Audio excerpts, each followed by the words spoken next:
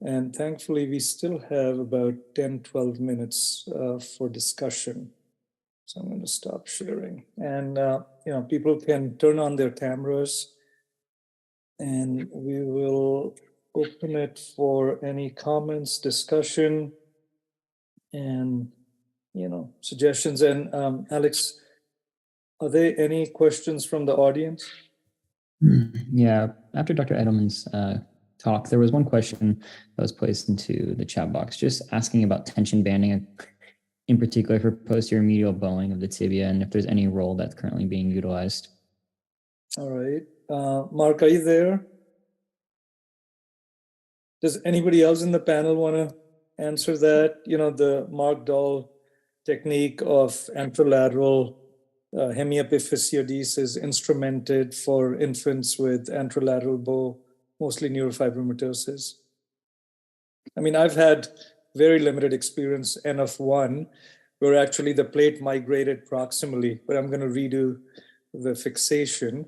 But I think from what I recall, Mark's paper suggested it's best done, in early childhood, real early childhood. I forget the numbers, but what was it? Maybe others remember, like Sanjay. 2 or 3 was, yeah, go ahead, Mark, go for it. Sanjay, I lost the connection. What was the question? Oh, you talked about McFarland, and you had mentioned the distal hemiepiphysiodesis. Yes. That Mark Dahl talked about. So I think somebody was asking in the audience, any experience with that, any pitfalls, etc.? Well, I have limited experience, but at least what Mark Dahl presented, it's worth to do, maybe. Yeah. Because in all his children, there was no fractures. And as he said, even if finally will be fracture, it's delayed time for cross union. And it's really, really, really minimal invasive procedure. It's not cross union and not McFarland. I think it's worth to do, yes. Is there an upper age, and if anybody else wants to chime in, is there an upper age to do that procedure after which you're like, it's really not going to work? I think that Mark Dahl do it only lateral hemiphysiodesis, but I think it's worth to do what was published in Lane paper, approximately medial hemiphysiodesis and distal lateral hemiphysiodesis, because in this way you correct both deformities of congenital anterolateral bowing. Okay, great. Tony has his hand up. Please. Yeah. Tony? I've got a little bit of experience with this as well. So I've done a few patients, and Sanjeev, I had the same issue with you in that when they're really little, you can't fit an 8-plate or PD plate in there. So I've used the mini Fragger 2.7 screws, and they do cut out, and then you have to redo them, and I've redone them, and they've had no permanent growth rest from that. And I think that you have to take each proximal one kind of on a case-by-case basis. Some of them have a really significant deformity proximally, and some of them have less so. So, and when you think about the growth discrepancy between the proximal and distal tibia, you just have to counsel the family that it might be taking out one earlier than the other. But I think that in terms of age, I don't think there's an upper age restriction. I think that it definitely slows the progression and reverses the deformity in these kids, which you'd otherwise be watching and bracing and then inevitably intervening, or they fracture and then intervene. So I think it definitely changes the natural history of these. And I think there was also a question about posteromedial bowing. So I've got a couple of cases of posteromedial bowing that I've done the same in, where they haven't corrected kind of naturally on their own around about age 7 or age 8. But I found that they grow very slowly. You have to be very careful about where you put it at the apex of deformity there.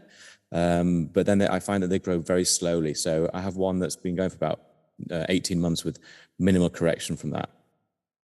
Great, thanks, Tony. On a couple of the previous speaker slides, there was this whole issue of guided growth, and I think it is a toss-up, right? It's so tempting and attractive to do a minimally invasive same-day procedure. But like most of us have had the experience, once in a while, patient doesn't show up, and oh my God, then you've created a bigger iatrogenic problem.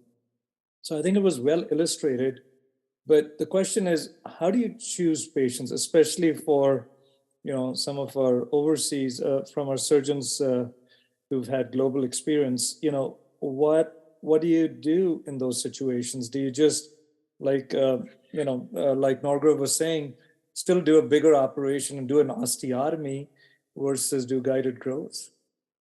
So is there any sort of magic test that you can do, or it's just a gut feel? I think the issue there is, can you get follow-up? Can you be assured of it? And what we're seeing in even very low-income countries like Uganda is a growing middle class. I would say about 20% of the country is middle class. And, this whole issue of money, if we're training these surgeons to go back to their home countries, how are they going to earn a living?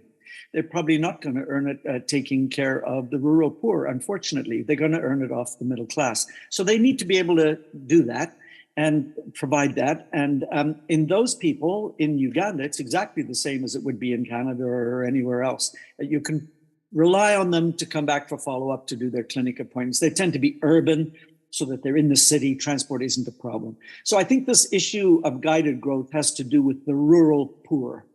And if you look, every study I know examining the impact of poverty on medical care, the number one problem people have is transportation. They can't even afford the transport to get to the city. So I think now you have to have a strategy for them. Now, I'll just tell you, there's something that is never talked about that I was exposed to in Africa called community-based rehabilitation. It's not as strong as it used to be, but in India now it's really coming in as part of the National Health Program. And that is that you have community workers in the community creating awareness. And if you can develop your surgical program in coordination with community-based rehab, where those workers know. And a really interesting thing that we've used now is smartphones with GPS. So people in villages who don't have a fixed address, well, you can get their GPS number. And now you have village workers who follow them up. So I think there may be creative solutions. It's just you have to know it's there. And if it's not there, then you have to be really careful about guided growth, as seductive as it is. And that's where, okay, doing a simple osteotomy in a 4-year-old and pins and plaster, they recover very quickly, and you haven't got that worry. So that's what I think I was trying to bring up in that particular component of the talk. Yeah, and Mika or Scott, any other thoughts or differences? Yes, I think Norgrove's experience is really pertinent. It explains the scenario that I'm in here as well. Most recently, over the last couple of years, I start maintaining my reminders list on my phone. And every time we do an 8-plate case here, I program a 3-month or a 4-month reminder for them to come back. But even then, it's, I have the reminders. I have to check in clinic. There's lots of responsibility. There's lots of things going on.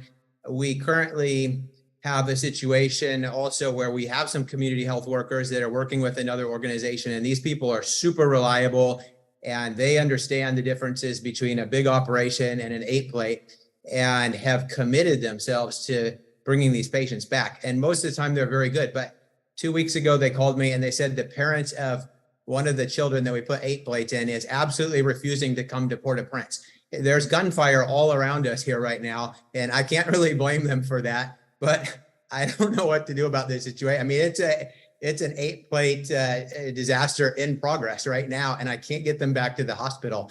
And so when in doubt, I'm just doing a bigger operation, because there's nothing wrong with big operations and we know how to do them. And the satisfaction that these parents get from an immediate result is great. And I've never had any of the sometimes I felt guilty for putting on an external fixator, doing an acute surgery, knowing how much bigger of an operation this is, but everybody is universally happy after seeing that.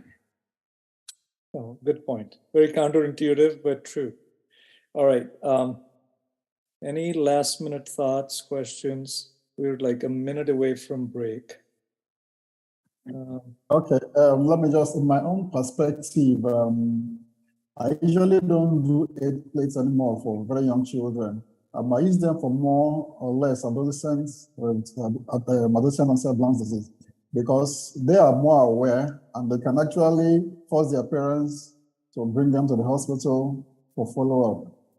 Because when the patients are more aware, I tend to talk to them personally, one-to-one, that look, this is what's going to happen if you don't come to the hospital.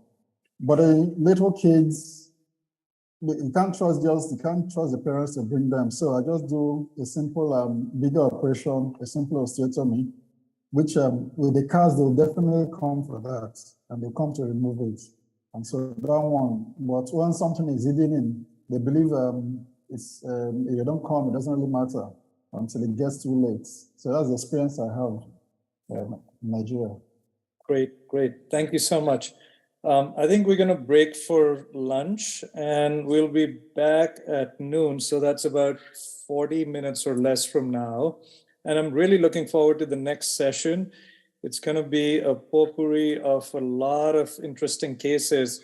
And I think my challenge is going to be to go through all of these great cases and still get in some discussion. So we'll try our best. We're going to just run it through my computer. And I think it's going to be a great session. So we'll see you all in about 30, 35 minutes. All right. Thanks again.